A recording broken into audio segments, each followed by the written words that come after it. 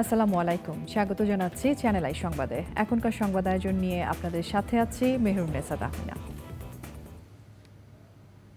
বিস্তারিত সংবাদের শুরুতে জানিয়ে দিচ্ছি সুপার ফ্রেশ ফর্টিফাইড সয়াবিন তেল সংবাদ শিরোনামগুলো। ছাত্র জনতার অভ্যুত্থানে বিজয়ের 1 মাস পূর্তিতে সারা দেশে বৈষম্য বিরোধী ছাত্র আন্দোলনের শহীদী মার্চ, আন্দোলনে শহীদদের স্মরণ। প্রধান নির্বাচন কমিশনার সহ 5 কমিশনারের পদত্যাগ, বিভিন্ন কারণে 2024-এ স্বচ্ছ নির্বাচন করা যায়নি বলে সিইসির মত। জনগণ চাইলে নতুন রাজনৈতিক দল গঠন করবে বৈষম্য বিরোধী ছাত্র আন্দোলন, জনচাহিদা অনুযায়ী সংবিধান সংশোধনের উদ্যোগ। হারিস চৌধুরীর মরদেহ উত্তোলনে সিআইডিকে হাইকোর্টের নির্দেশ, ডিএনএ পরীক্ষায় পরিচয় নিশ্চিত করতে বললেন আদালত।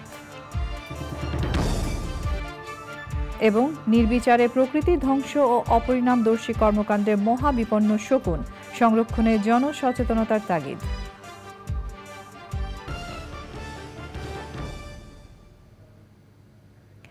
এছাড়াও নিটোল টাটা বিশেষ সংবাদে যা থাকছে।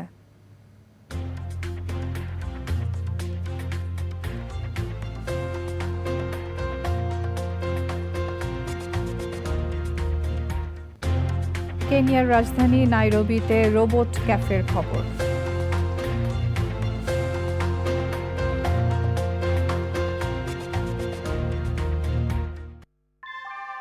আমরা তৈরি করি বিশ্বমানের জার্মান প্রযুক্তির ভূমিকম্প সহনশীল থার্মেক্স রড, যা আপনার স্থাপনাকে নিরাপদ রাখে প্রজন্ম থেকে প্রজন্ম। সালাম স্টিল, মোস্ট ডিউরেবল স্টিল। সংবাদ শিরোনামগুলো জানাচ্ছিলাম। এখনকার এই সংবাদ আয়োজন একই সঙ্গে চ্যানেল আই এর ইউটিউব চ্যানেলে এবং চ্যানেল আই এর ওটিটি প্ল্যাটফর্ম আই স্ক্রিনে লাইভ স্ট্রিম হচ্ছে। এবার যাচ্ছি বিস্তারিত প্রসঙ্গে। বৃহস্পতিবার বিকেলে অন্তর্বর্তী সরকারের উপদেষ্টা পরিষদের বৈঠক হয়েছে। প্রধান উপদেষ্টার কার্যালয়ে অন্তর্বর্তীকালীন সরকারের উপদেষ্টা পরিষদের বৈঠকে সভাপতিত্ব করেন প্রধান উপদেষ্টা ডক্টর মোহাম্মদ ইউনূস।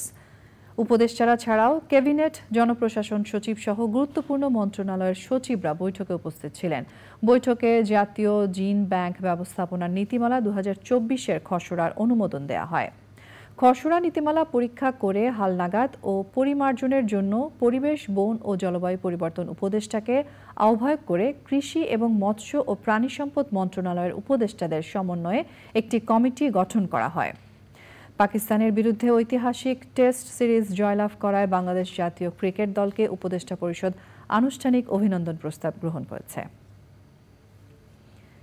দায়িত্ব পালনের 2 বছর 6 মাসের মাথায় পরিবর্তিত পরিস্থিতিতে 4 কমিশনার সহ পদত্যাগ করেছেন প্রধান নির্বাচন কমিশনার কাজী হাবিবুল আউয়াল। দলীয়ভাবে নির্বাচন অংশগ্রহণমূলক না হওয়ায় 2024 সালের সংসদ নির্বাচন বিতর্কিত হয়েছিল স্বীকার করে তিনি বলেন, সদিচ্ছা থাকলেও বিভিন্ন কারণে স্বচ্ছ নির্বাচন দিতে অসমর্থ হয় কমিশন। শুধু নির্বাচন কমিশন পুনর্বিন্যাস না করে পুরো নির্বাচন ব্যবস্থার সংস্কারের পরামর্শ দিয়েছেন তিনি। আজই রাষ্ট্রপতির কাছে পদত্যাগপত্র জমা দেওয়া হবে। নাজিব বেগের রিপোর্ট। আওয়ামী লীগের শাসনামলে বিতর্কের কেন্দ্রবিন্দুতে ছিল নির্বাচন কমিশন। সাবেক প্রধান নির্বাচন কমিশনার কাজী রকিবউদ্দিনের পর কে এম নুরুল হুদা। দায়িত্বের হাত বদল হলেও সমালোচনা থেকে বের হতে পারেনি নির্বাচন কমিশন।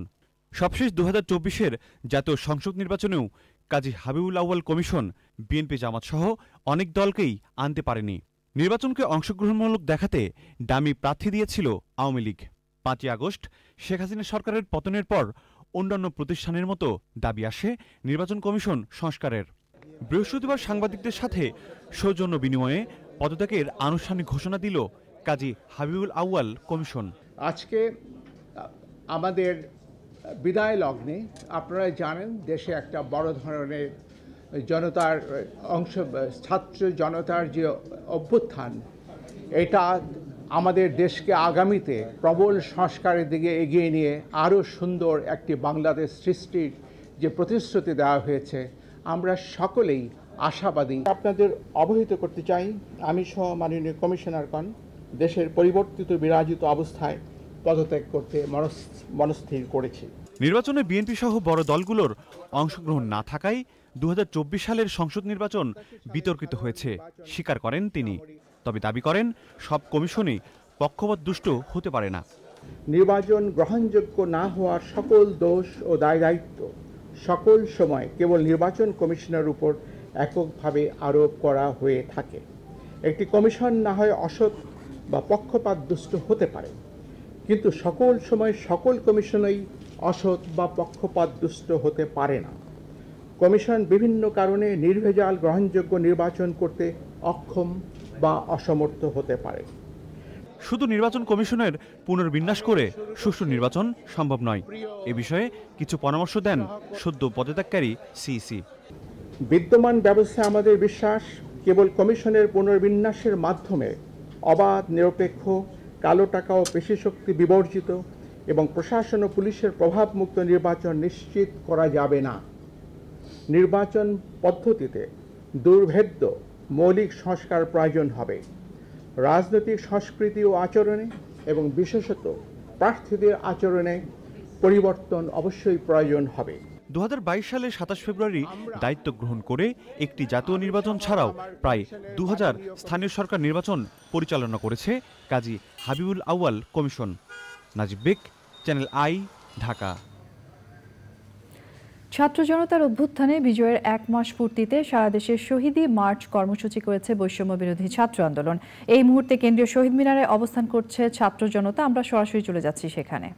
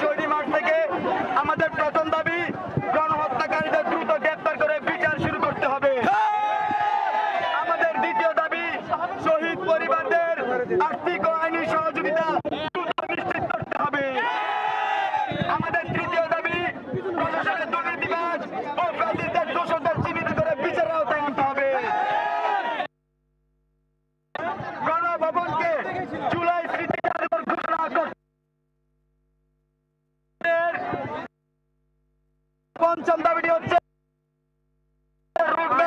দ্রুত সময়ের মধ্যে ঘোষণা করতে হবে।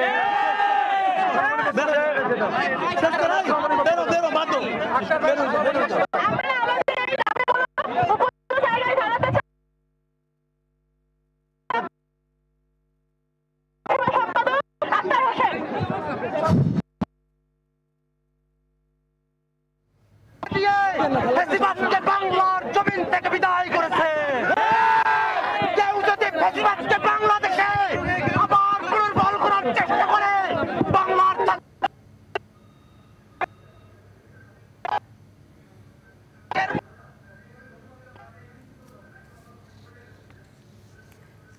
প্রিয় দর্শক, উপদেষ্টা মণ্ডলীদের ব্রিফিংয়ে এই মুহূর্তে বক্তব্য রাখছেন আসিফ মাহমুদ। আমরা চলে যাচ্ছি সেখানে।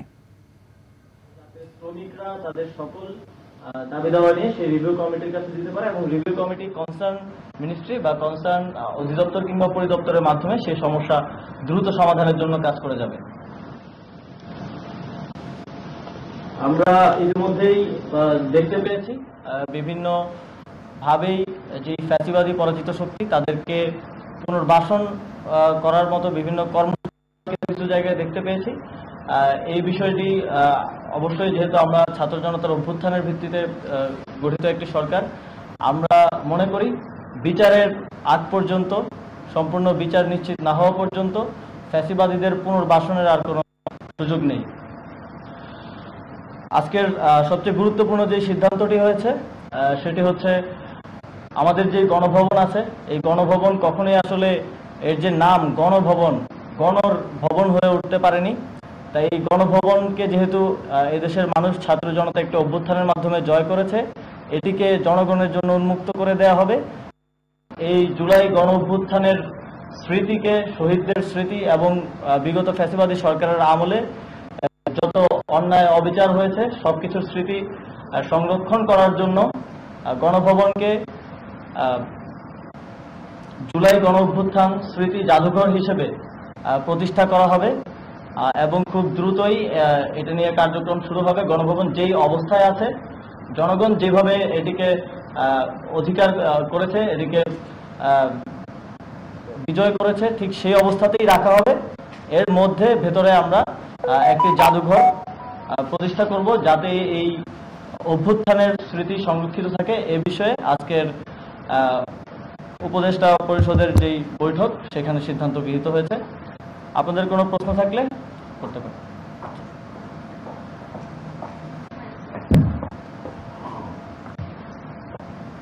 আপনাদের যদি কোনো প্রশ্ন থাকে তাহলে করতে পারেন। আপনার নাম বলবেন আর পরিচয়টা দিয়েন।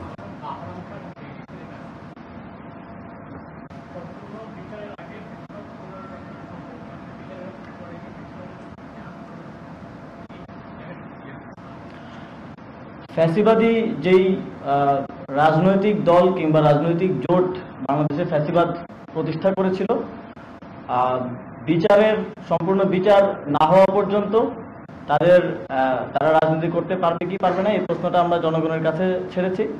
তবে আমরা মনে করি যে কোনো পাবলিক প্রোগ্রাম করার ক্ষেত্রে এই বিষয়ে সরকারের পক্ষ থেকে আমরা ভাবছি সেটাকে কিভাবে বাস্তবায়ন করা হবে, সেটা এখনো সুনির্দিষ্টভাবে আলোচনা হয়নি। তবে আমরা এটাকে অবশ্যই নিরুৎসাহিত করব। সম্পূর্ণভাবে বিচার করার জন্য আপনারা জানেন সরকার ইতিমধ্যেই ব্যবস্থা নিয়েছে, আইন মন্ত্রণালয় এটা নিয়ে কাজ করছে। মানবতা বিরোধী অপরাধের হিসেবে তাদের বিচার নিশ্চিত করা হবে।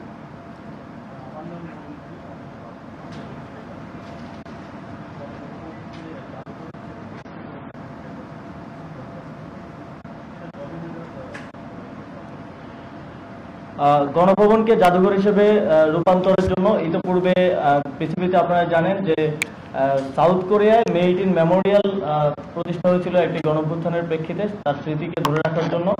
আমরা পৃথিবীতে আরো বিভিন্ন জায়গায় এরকম হয়েছে, সেখান থেকে তাদের যে অভিজ্ঞতা সেটিকে প্রস্তুত করা, সেটি নিব। কিভাবে একটি সুন্দর জাদুঘর এবং কিভাবে ফ্যাসিবাদী সময়ের যেই অত্যাচারের যেই স্মৃতি এবং আমাদের শহীদদের স্মৃতি কিভাবে সংরক্ষিত করে একটি সুন্দর জাদুঘর করা যায়, এ বিষয়ে খুব দ্রুত দৃশ্যমান পদক্ষেপ নেওয়া হবে এবং গণপূর্ত মন্ত্রণালয় এবং পররাষ্ট্র মন্ত্রণালয় যৌথভাবে এই কাজটি সম্পন্ন করবে।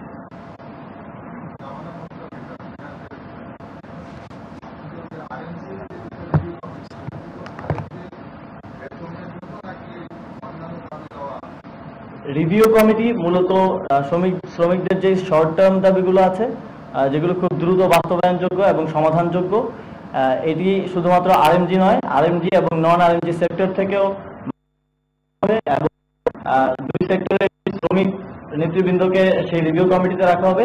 একটা রিভিউ কমিটি আমরা দ্রুতই ঘোষণা করব। সেই রিভিউ কমিটিতে শর্ট টার্ম যে দাবিগুলো আছে, যেমন শুধু শ্রম আইন কিংবা মজুরির যে বিষয়গুলো, এগুলো তো লং টার্ম ট্রাইপারট্রাইট যেই বৈঠক আছে তার মাধ্যমে, আলোচনার মাধ্যমে সমাধানযোগ্য।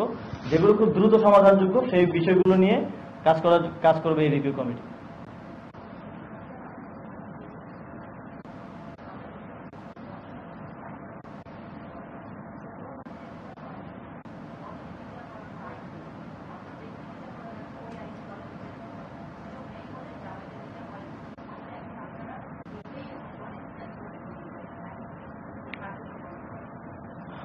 দলের বিচারের ব্যাপারে কোনো সিদ্ধান্ত হয়নি এবং বিচারের যে বিষয়টা সেটা আইন মন্ত্রণালয় দেখছে। আইন মন্ত্রণালয় খুব দ্রুতই একটা সুস্পষ্ট একটা রূপরেখা যে বিচারটা কিভাবে হবে সেটা সবার সামনে উত্থাপন করবে।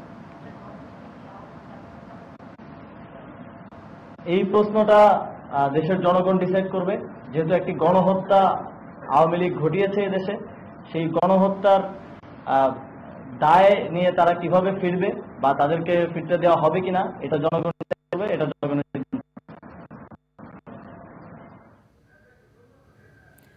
শুধু পদত্যাগ নয়, নির্বাচন কমিশনের সদস্যদের বিচার দাবি করেছে বিএনপি। দলের নেতারা বলেছেন, প্রহসনের নির্বাচনের কারণে তাদের কাঠগড়ায় দাঁড় করানো উচিত।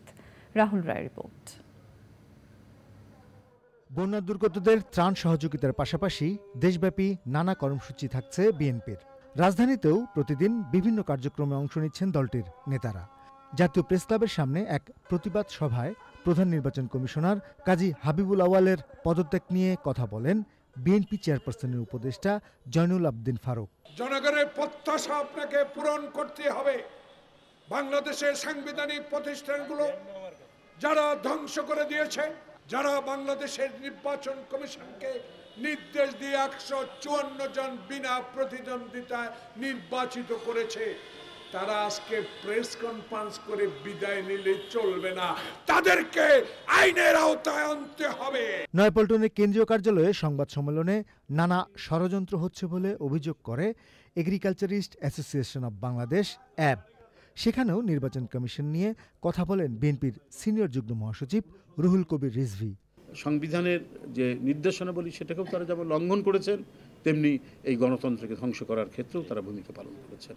তো সুতরাং এইটার সাথে যারা দায়ী, যে কটা নির্বাচন কমিশন হয়েছে, হুদা কমিশন বা তার আগের যারা ছিলেন, প্রত্যেকেই এই ইয়ের জন্য দায়ী এবং আমি মনে করি তাদেরকেও কাঠগড়ায় দাঁড় করানো উচিত। নেতাকর্মীদের শৃঙ্খলা বহির্ভূত কোনো কর্মকাণ্ডে না জড়ানোর আহ্বান জানিয়েছেন বিএনপির সিনিয়র নেতারা। রাহুল রায়, চ্যানেল আই, ঢাকা। ছাত্র জনতার গণ অভ্যুত্থানে শহীদ ও আহতদের স্মরণ করে সর্বস্তরের মানুষকে কৃতজ্ঞতা জানিয়ে অন্তর্বর্তী সরকারের প্রধান উপদেষ্টা ডক্টর মোহাম্মদ ইউনূস বলেছেন, এখন বড় চ্যালেঞ্জ দুঃশাসন ও স্বৈরাচারের সৃষ্টি করা ক্ষত পূরণ করা। এই জন্য একতা ও সমন্বয়ের উপর জোর দিয়েছেন তিনি। গণ অভ্যুত্থানের 1 মাস পূর্তিতে দেয়া এক বার্তায় প্রধান উপদেষ্টা বলেছেন, শেখ হাসিনা দুর্নীতিগ্রস্ত ও ভঙ্গুর অর্থনীতির রাষ্ট্র রেখে পালিয়েছেন। একে পূর্ণ গৌরবে ফিরিয়ে আনতে হবে। তিনি বলেছেন, তরুণ বিপ্লবীরা দেশের মানুষকে নতুন বাংলাদেশ গড়ার যে স্বপ্ন দেখিয়েছে তা পূরণে তিনি প্রতিজ্ঞাবদ্ধ। একই সঙ্গে প্রধান উপদেষ্টা তার বার্তায় স্পষ্ট করে উল্লেখ করেন, খুনিদের ফিরিয়ে আনা এবং স্বৈরাচার ও দুর্নীতিবাজদের পাচার করা অর্থ ফিরিয়ে আনা হবে। শিক্ষার্থীরা বিপ্লব পরবর্তী সময়ে অনেক গুরুদায়িত্ব পালন করেছে, তাই এখন তাদের ক্লাসে ফিরে যেতে বলেছেন প্রফেসর ইউনূস।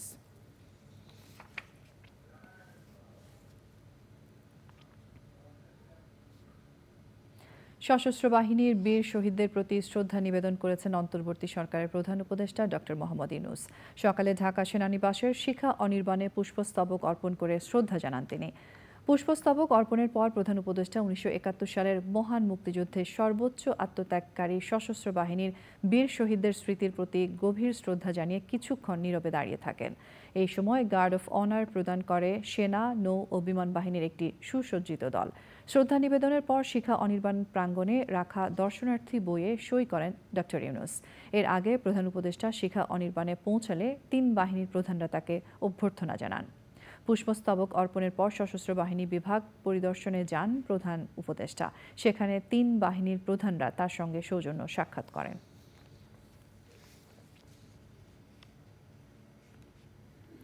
বৈষম্যবিরোধী ছাত্র আন্দোলনের নিষ্ঠুরতার জন্য সাবেক প্রধানমন্ত্রী শেখ হাসিনাকে ভারত থেকে ফিরিয়ে এনে বিচারের মুখোমুখি করার উপর জোর দিয়েছেন অন্তর্বর্তী সরকারের প্রধান উপদেষ্টা ডক্টর মোহাম্মদ ইউনূস।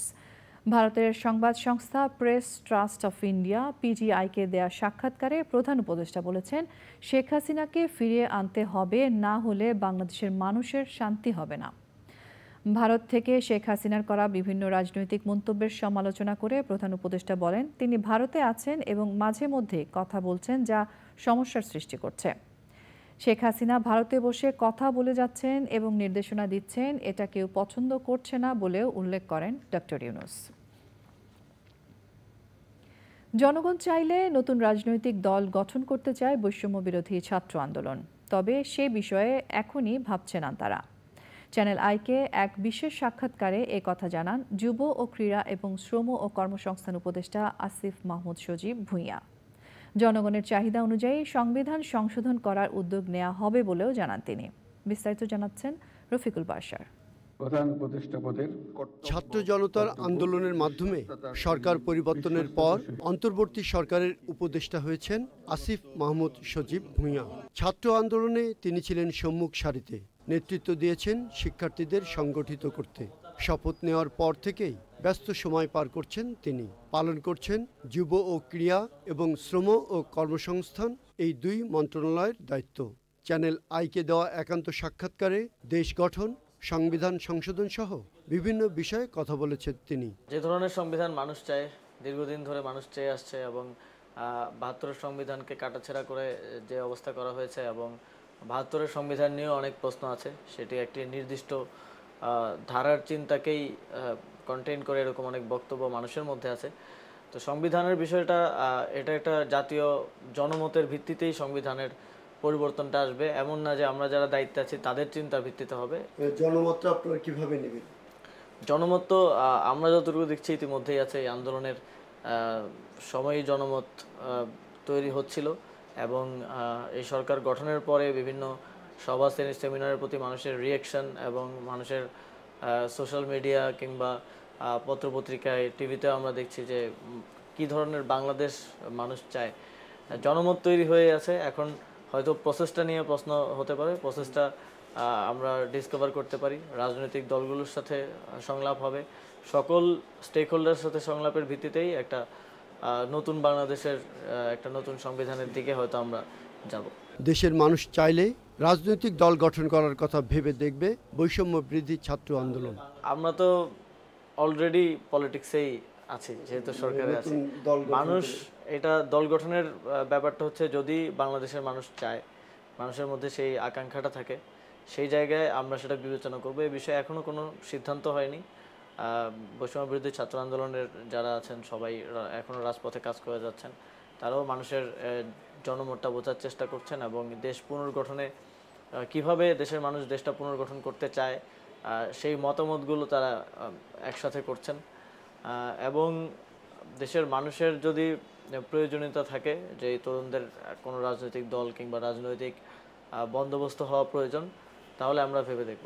তরুণদের কর্মস্পৃহা কাজে লাগাতে পারলে সুন্দর বাংলাদেশ গঠন করা সম্ভব হবে বলে আশা উপদেষ্টার। তরুণদের যেই শক্তি আছে, তাদের যেই চিন্তা এবং যেই কর্মস্পৃহা আছে, এটিকে যদি আমরা কাজে লাগাতে পারি, এটা ডক্টর মোহাম্মদ ইউনূস সবসময় বলেন, তাহলে বাংলাদেশ একটা সুন্দর বাংলাদেশ আমরা গড়তে পারবো। শুধুমাত্র আইডিয়াল জায়গা থেকে না, আমরা অর্থনৈতিকভাবেও বিশ্বের দরবারে মাথা উঁচু করে দাঁড়াতে পারবো, এটাই আমি বিশ্বাস করি। এবং এই আন্দোলনে তরুণরা যেভাবে ঝাঁপিয়ে পড়েছে, যেভাবে সব কিছু ভুলে দেশের জন্য এগিয়ে এসেছে, তারা যদি সামনে বাংলাদেশ পুনর্গঠনেও সেভাবে অংশগ্রহণ করে, এই অংশগ্রহণটা যদি থাকে, তাহলে আমরা একটা সুন্দর বাংলাদেশ গড়ার দিকে এগিয়ে যেতে পারবো। শ্রমিকের বৈষম্য দূর করতে যুগোপযোগী শ্রম আইন করার উদ্যোগ নেওয়া হবে বলেও জানান উপদেষ্টা আসিফ মাহমুদ। Rafiqul Bashar, channel I, Dhaka. যুব ও ক্রীড়া এবং শ্রম ও কর্মসংস্থান মন্ত্রণালয়ের উপদেষ্টা আসিফ মাহমুদ সজীব ভূঁইয়ার বিস্তারিত সাক্ষাৎকারটি দেখবেন শুক্রবার রাত 10:30 চ্যানেল আইতে। 5ই আগস্ট আশুলিয়ার শিক্ষার্থী আবির নিহত হওয়ার ঘটনায় আন্তর্জাতিক অপরাধ ট্রাইব্যুনালের তদন্ত সংস্থায় অভিযোগ দাখিল করা হয়েছে। এতে ওই ছাত্রসহ কয়েকজনকে হত্যা করে পুড়িয়ে দেওয়ার অভিযোগে সাবেক প্রধানমন্ত্রী শেখ হাসিনা সহ বেশ কয়েকজনকে আসামি করা হয়। অপরাধীদের কঠোর শাস্তি দাবি করেন শিক্ষার্থীর বোন। মাজহারুল হক মান্নার রিপোর্ট। বৈষম্য বিরোধী আন্দোলনের শেষ দিন পর্যন্ত আশুলিয়ায় হত্যা গণহত্যার ঘটনা ঘটে। এখানে 5ই আগস্ট পুলিশের গুলিতে নিহত হন শিক্ষার্থী আহনাফ আবির আশরাফুল্লাহ। পরে এক ভিডিওতে দেখা যায় একটি করে মরদেহগুলো নিয়ে জ্বালিয়ে দেয় কয়েকজন পুলিশ সদস্য। এতে আবিরের মরদেহ ছিল বলে দাবি করে এই ঘটনাকে মানবতাবিরোধী অপরাধের বিবেচনায় অভিযোগ দাখিল করা হয়। আশুলিয়াতে পুলিশ, ছাত্রলীগ, যুবলীগ তারা ছাত্রদেরকে নির্বিচারে গুলি করে তো মেরেছেই, তারা সেখানে আগুন জ্বালিয়ে পেট্রোল দিয়ে সেগুলো পুড়িয়ে দিয়েছিল যাতে গণহত্যার নির্মম নিষ্ঠুর সচিত্র বিষয়গুলো নিচ্ছিন্ন করে দেওয়া যায়। সেখানে সেই গণহত্যাই মানারাত ইন্টারন্যাশনাল ইউনিভার্সিটি ট্রিপল এর ছাত্র আবির তিনি সেখানে শহীদ হন। নিহত হওয়া নিয়ে বিচার চেয়ে মামলা করেছেন, অভিযোগ দাখিল করেছেন। সেখানে সাবেক প্রধানমন্ত্রী শেখ হাসিনা, সাবেক সেতুমন্ত্রী এবং আওয়ামী লীগের সাধারণ সম্পাদক ওবায়দুল কাদের সহ 21 জন পুলিশের অফিসার এবং কনস্টেবলকে আমরা এখানে আসামি করেছি। ভাই হত্যার বিচার চাইতে গিয়ে আবেগ আপ্লুত হয়ে পড়েন নিহতের বোন। আমার ভাই রক্ত শূন্য হয়ে মরে গেছে। আমি বিচার চাই, আমার ভাইয়ের হত্যার বিচার চাই।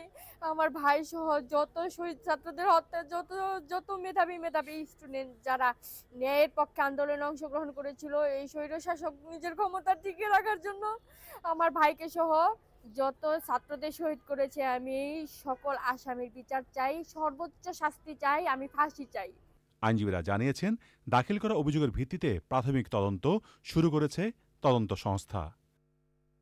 মাছড়ক মান্না, চ্যানেল আই, ঢাকা। মেয়ের আবেদনের পরিপ্রেক্ষিতে আত্মগোপনে থাকা বিএনপি চেয়ারপারসন বেগম খালেদা জিয়ার রাজনৈতিক সচিব প্রয়াত হারিস চৌধুরীর মৃত্যু নিশ্চিতে ডিএনএ টেস্ট করার নির্দেশ দিয়েছেন হাইকোর্ট। পাশাপাশি ডিএনএ টেস্ট, ডেথ সার্টিফিকেট প্রদান ও মুক্তিযোদ্ধার স্বীকৃতি দিতে কেন নির্দেশ দেওয়া হবে না জানতে চেয়ে রুল জারি করেছেন আদালত।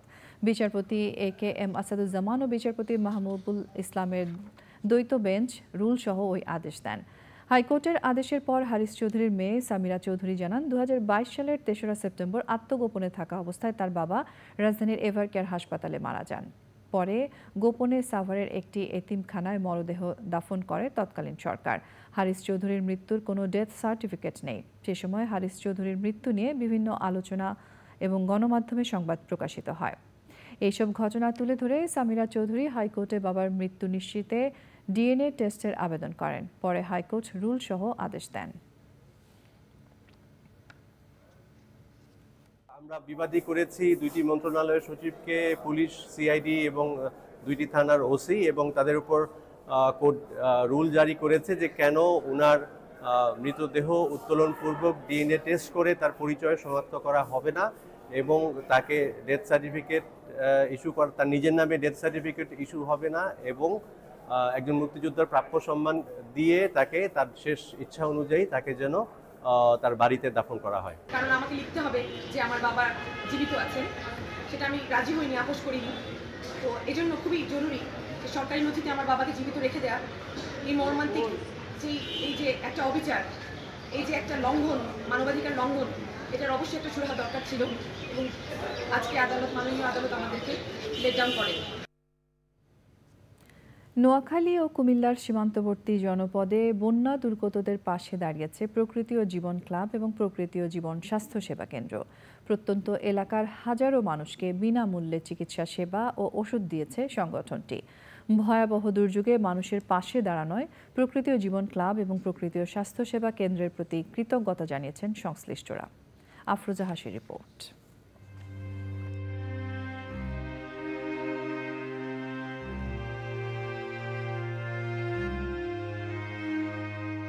এখনো ভয়াবহ বন্যার ক্ষতচিহ্ন কুমিল্লা ও নোয়াখালী জুড়ে। খাদ্যসহ নানা সংকটের সাথে লড়াই করছেন বন্যার্তরা। বন্যার পানি নামতে থাকলেও ঘরে ঘরে বাড়ছে জ্বর, ঠান্ডা, কাশি, নিউমোনিয়ার মতো পানিবাহিত রোগ। পর্যাপ্ত স্বাস্থ্যসেবা না থাকায় ভোগান্তিতে পড়েছেন দুর্গতরা।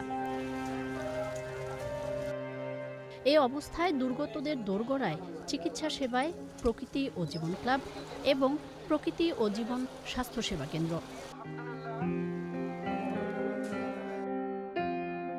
আপৎকালীন স্বাস্থ্যসেবার আওতায় শিশু, বৃদ্ধ সহ হাজারো মানুষ।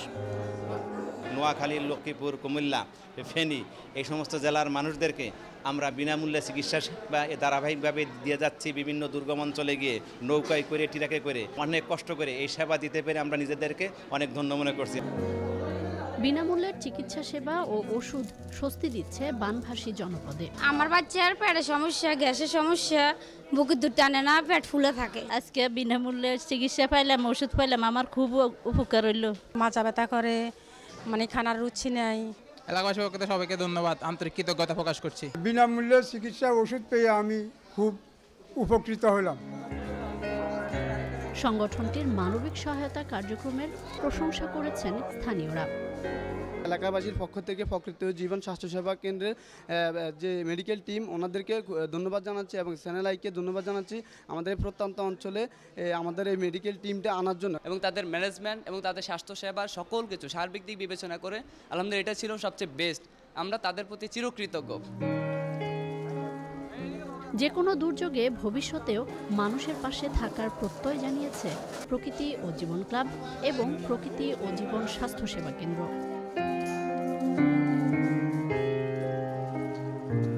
আফরোজা হাসি, চ্যানেল আই। 3 দশক আগেও বাংলাদেশের প্রায় সর্বত্র শকুনের বিচরণ ছিল। তবে নির্বিচারে প্রকৃতি ধ্বংস সহ ও অপরিণামদর্শী কর্মকাণ্ডের সংখ্যা কমে বর্তমানে শকুন এখন মহাবিপন্ন পাখি। পরিবেশের ভারসাম্য রক্ষায় বিপন্ন প্রায় শকুন বাঁচাতে জনসচেতনতা প্রয়োজন।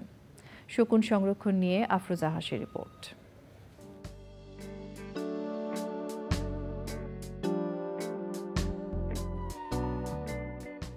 একসময় গ্রামগঞ্জের আকাশে হরহামেশাই উড়ে বেড়াতো বিপন্ন প্রায় পাখি শকুন।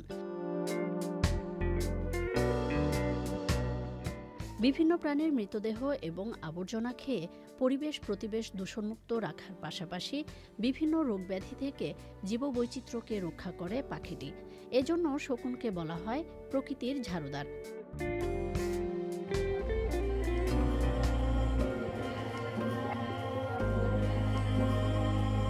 তবে নির্বিচারে প্রকৃতি ধ্বংসসহ মানবসৃষ্ট নানা কারণে কমে যাচ্ছে শকুনের সংখ্যা। গত 3 দশকে বাংলাদেশ থেকে শতকরা 99.99% কমেছে শকুনের সংখ্যা। ডাইক্লোফেনাক ও কিটোপ্রোফেন ওষুধ দিয়ে চিকিৎসা করা গবাদি পশুর মৃতদেহ খেলে শকুন দ্রুত অসুস্থ হয়ে মারা যায়।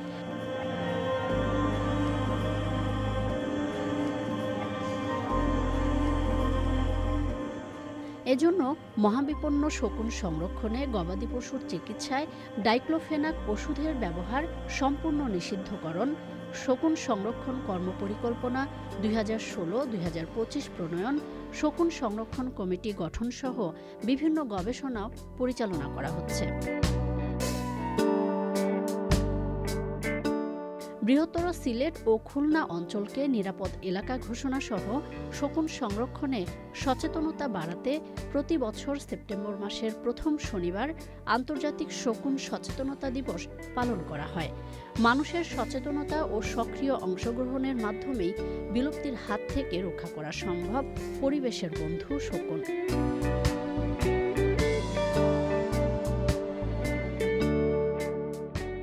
আফরোজা হাসি, প্রকৃতি ও জীবন ডেস্ক, চ্যানেল আই। শকুন সংরক্ষণ নিয়ে বিস্তারিত প্রতিবেদন দেখবেন আজ রাত 10:15 প্রকৃতি ও জীবন অনুষ্ঠানে। সংবাদের এই পর্যায়ে আমরা নিয়ে নিচ্ছি একটা বিরতি, এবং বিরতির পর আরও যা থাকছে। যুক্তরাষ্ট্রের জর্জিয়ায় স্কুলে এলোপাতাড়ি গুলিতে 4 জন নিহত ও আহত অন্তত 9 জন। বিদ্যালয়ের এক ছাত্র গ্রেফতার। Faria absent ma'am. এত বাচ্চা স্কুল আসেনি? রোগ জীবাণু যেভাবে ছড়িয়ে পড়ছে একজনের থেকে অন্যদের কাছে, কি করে লড়বে ওরা? রোগ থেকে সুরক্ষিত থাকতে রোগ ছড়ানো ভাইরাসের বিরুদ্ধে লড়তে হবে। এজন্যই লাইফবয় ভাইরাস ফাইটার, যা ভাইরাসের বিরুদ্ধে লড়াই করে আপনাকে রাখবে সুরক্ষিত। আর সাথে দিবে ফ্রিতে প্রাভা হেলথের ডাক্তারের পরামর্শ। শুধু একটি মিসড কল দিন প্যাকে দেয়া নম্বরে। প্রতিদিন আছে যে সুযোগ আছে আসার। নতুন ক্লোজ আপ তোমাকে দেয় 6 গুণ বেশি ফ্রেশনেস। এখন ট্রিপল ফ্রেশ ফর্মুলার সাথে মুখের কোনায় কোনায় পরিষ্কার করে, জীবাণু থেকে সুরক্ষা দেয়, সতেজ নিঃশ্বাস 12 ঘন্টা পর্যন্ত। ক্লোজ আপ 12 ঘন্টা পর্যন্ত সতেজ নিঃশ্বাস। উজ্জ্বলতার উপহার মাত্র 50 টাকায়। Glow and lovely serum cream এর মাল্টিভিটামিন সিরাম ত্বকের 3 স্তর গভীরে যায় আর দেয় HD উজ্জ্বলতা। Glow and lovely serum cream মাত্র 50 টাকা। ডেটল আছে, তাই সহজ বেছে নিও না, এগিয়ে চলো। চলার পথে রোগ জীবাণু তো আসবেই, তাই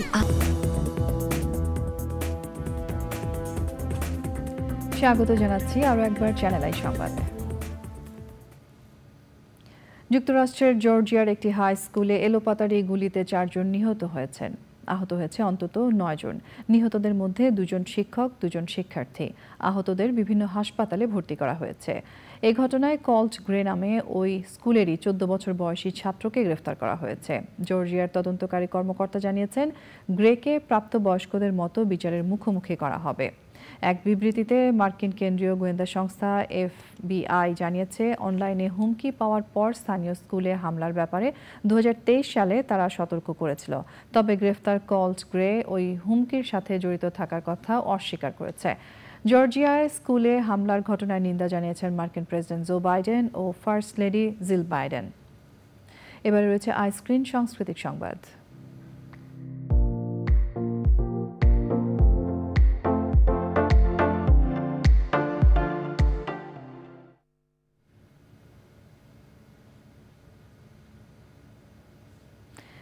ইয়েসু ইন্টারন্যাশনাল ওয়েব ফেস্টে অংশ নিয়েছে বাংলাদেশের স্বল্পদৈর্ঘ্য চলচ্চিত্র দ্য লাস্ট ওয়ার্ড। শর্ট ফিল্মটি নির্মাণ করেছেন নির্মাতা সাদেক সাব্বির। অভিনয় করেছেন ইমতিয়াজ, বর্ষণ, মনিরুজ্জামান লিপন, রাজু খান, সাবরিন আজাদ ও আয়মন শিমল সহ অনেকে। দক্ষিণ কোরিয়ার দক্ষিণ তীরের পর্যটন নগরী ইয়েসু শহরে অনুষ্ঠিত ওই উৎসবে অংশ নিয়েছেন চলচ্চিত্র নির্মাতা ও কলাকুশলীরা। ইতিমধ্যে পাকিস্তান ও ভারতে প্রদর্শনী হয়েছে দ্য লাস্ট ওয়ার্ডের। কলকাতায় মিসিনটেজ ইন্টারন্যাশনাল ফিল্ম অ্যাওয়ার্ডে বেস্ট ড্রামা ফিল্ম ক্যাটাগরিতে পুরস্কার জিতেছে the last word. Nitul Tata বিশেষ সংবাদ।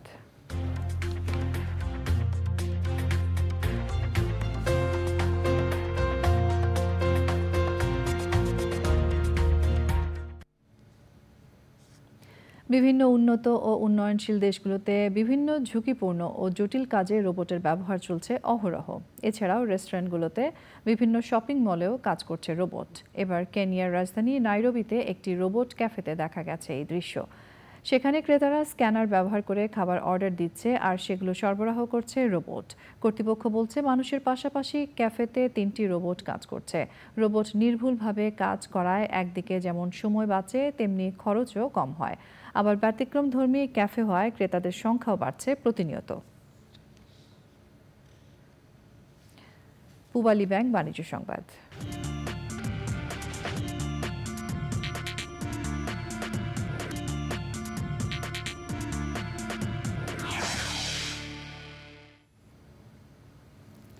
ঢাকা স্টক এক্সচেঞ্জে আজ সপ্তাহের শেষ কার্যদিবসে লেনদেনে নিম্নমুখী প্রবণতা দেখা গেছে। আগের কার্যদিবসের চেয়ে ডিএসইএক্স সূচক 10 পয়েন্ট কমে 5728 পয়েন্টে দাঁড়িয়েছে। কমেছে বেশিরভাগ কোম্পানির শেয়ারের দাম। হাতবদল হয়েছে 395টি কোম্পানির 674 কোটি 9 লাখ টাকার শেয়ার ও মিউচুয়াল ফান্ড, যা আগের কার্যদিবসের চেয়ে 81 কোটি 44 লাখ টাকা বেশি। এর মধ্যে দাম বেড়েছে 98টির, কমেছে 250টির এবং অপরিবর্তিত রয়েছে 47টি কোম্পানির শেয়ারের দাম। সংবাদের এই পর্যায়ে আমরা নিয়ে নিচ্ছি আরও একটা বিরতি এবং বিরতির পর স্বাগত জানাচ্ছি আরও একবার চ্যানেল আই সংবাদে। খেলার খবর।